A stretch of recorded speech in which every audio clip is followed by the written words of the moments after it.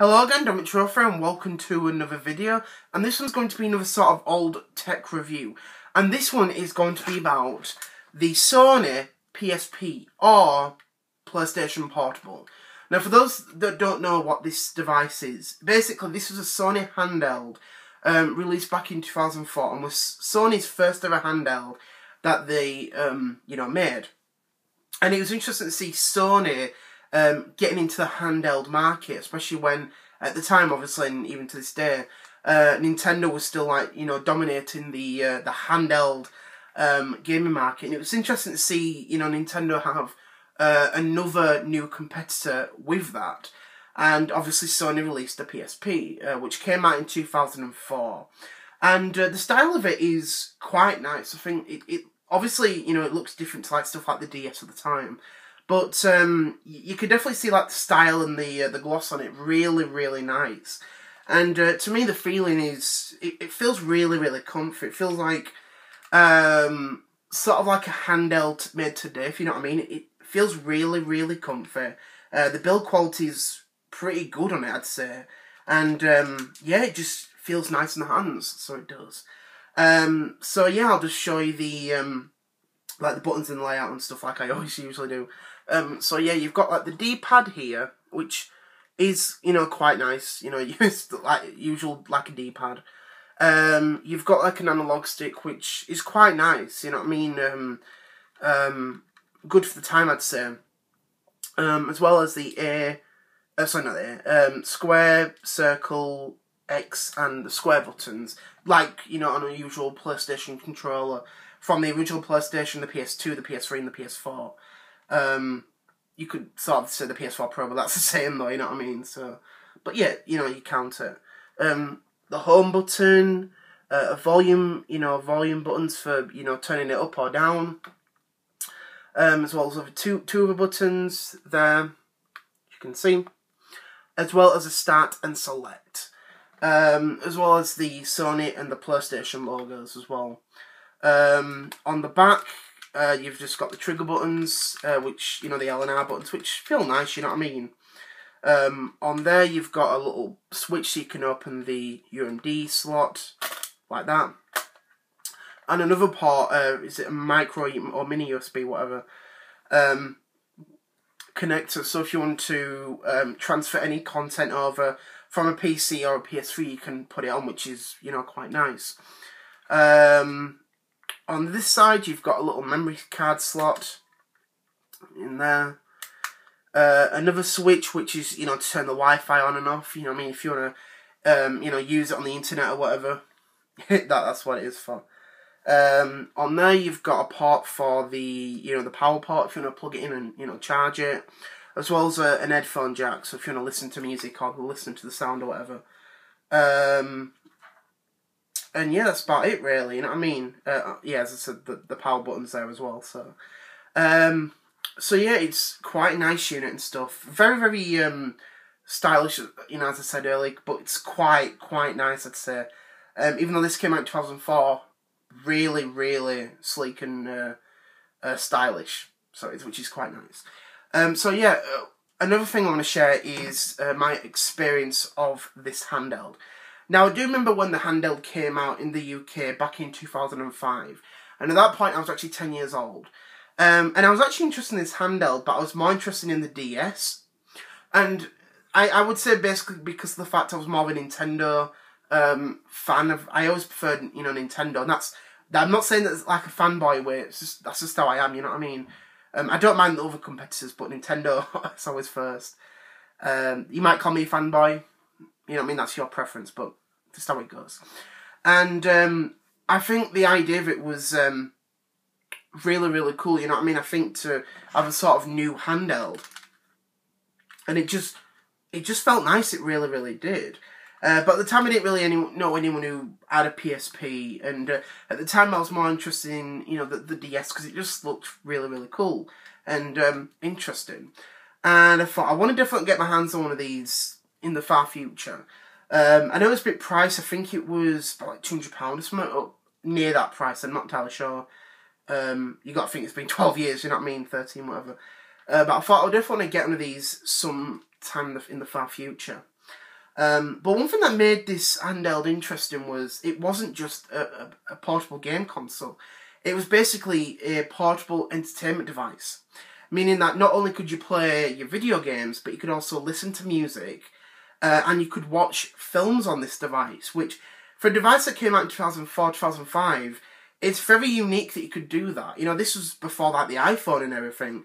So it was very, you know, interesting and very unique to do that on a little device and stuff. And a lot of people loved watching their films on the PSP. And that was an interesting thing. And, you know, the DS, all it could do was play games. You didn't have the whole music capabilities until the DSi. So for a device like that, it was definitely revolutionary to have all that packed in, which is pretty cool. Now, one thing that the PSP sort of had a flaw on was the UMD discs. Now, the thing with the PSP is that the format it uses for the games were UMD, Universal Media Disc, and that was actually a proprietary format that is actually not using anything else. The PSP is the only thing that it's used in. And because of that, with it being a sort of disc format, the loading times were really, really slow, because obviously it's on a disc. And it sort of put people off when, you know, playing a game. And, you know, that's the thing about it. You've really, really got to be careful, you know, with that being a disc. But also another thing is those discs can actually be really, really fragile. Meaning that if it breaks, you can't really play it anymore unless you actually get it, you know, properly fixed. And I have dealt with that, you know what I mean, in the time that I've actually owned a PSP. Because remember I was going to buy Gran Turismo on the PSP a few months ago. And unfortunately the person didn't sell it to me because it turned out the game was damaged. So he didn't sell it to me, which I understood. I actually have played a game that's actually sort of broken, but it still plays fine. But it's one of the things that sort of put a lot of people off with this device. Whereas the DS at the time used game cards, which didn't really break that much. So it's just, you know, how it goes and stuff. But yeah, I do remember seeing them on television, you know, adverts and stuff. And I always thought they were pretty cool. I thought they were really, really good. It's just the price at the time for a 10-year-old. It was really, really expensive, you know what I mean? Obviously, a parent couldn't really spend like near £200 on a handheld device, whereas the DS was a lot cheaper than that.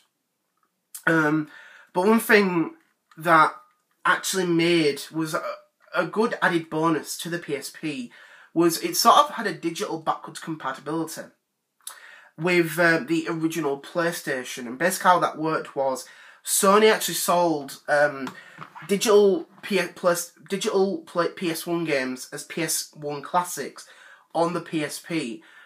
So you could actually purchase games from the original PlayStation on the PSP's digital store, and you could play them on the go, basically making it a portable PS1 on the go. You could play any of the PS1 classics that were on the store, which was a little nice bonus with it. But the problem with it is not every game is on there, which is a bit unfortunate and stuff, but there's still a lot on there that make it worthwhile to play on this. Really, really good, and I quite like that and stuff.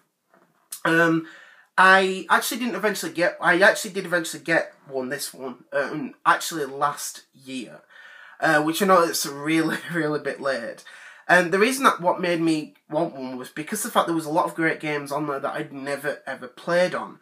And I thought, I want to definitely get one of these because there's so many games I want to play on it, and they're really, really affordable. So I actually I bought one from eBay via an auction for a good price, you know what I mean?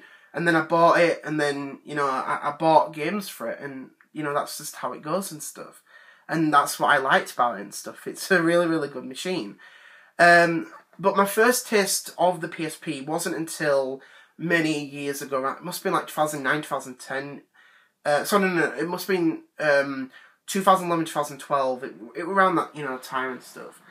It must have been 2010. But it was around that time and stuff. And a friend of mine who I don't talk to anymore because we don't really keep in contact anymore, he actually had a PSP and he had Super Monkey Ball on it. And I was like, wow, this is really, really amazing. I played a bit of it and I thought, wow, this is really, really good. I definitely want to get myself one of these someday. And we played a lot of the Super Monkey Ball. You know, we passed it around, you know, take turns and stuff. And I thought, this handheld's really, really good. And I always looked into getting the PSP, but obviously I always thought about it, but then I put it off, you know, my mind and stuff.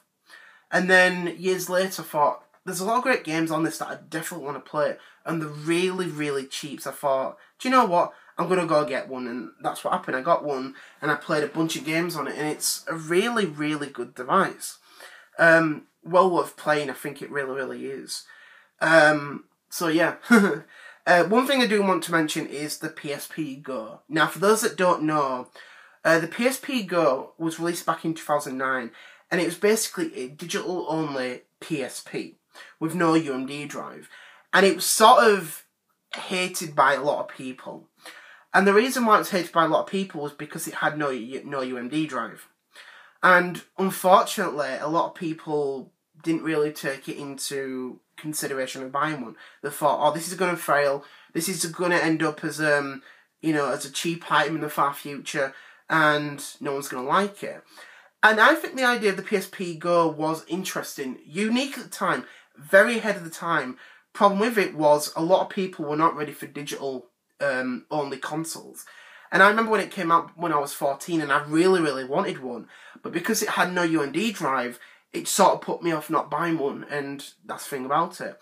But I've heard a lot of people do like it, especially if you just want to play a few digital only titles on it, you know what I mean? And it was an interesting idea released too early. You know what I mean? And that's a bit of a shame of that. And a lot of people sort of compare it like to the Game Boy Micro. That's what a lot of people compare it to. But it's a unique device what Sony made on stuff, and that's just how it goes.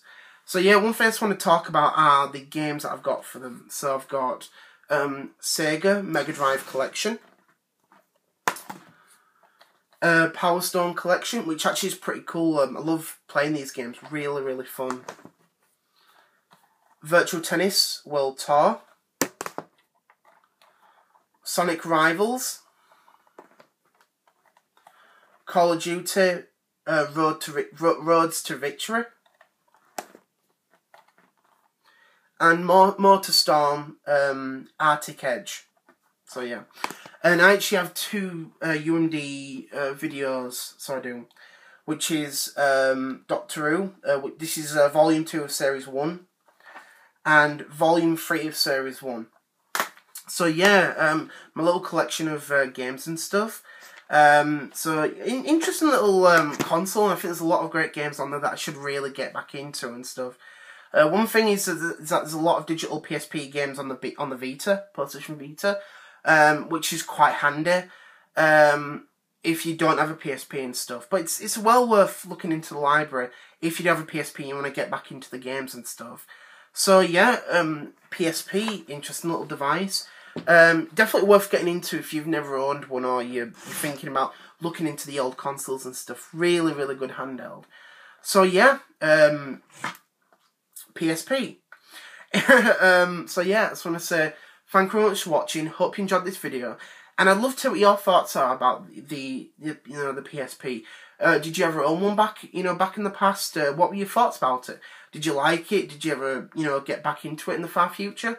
I'd love to know what your thoughts about that are. So I just want to say thank you very much for watching. Hope you enjoyed this video, and my next video will be on Friday, which is the Alex Francis sketch, and then my Saturday video, which will be me. So I just want to say thank you very much for watching, and I'll see you all later. Bye.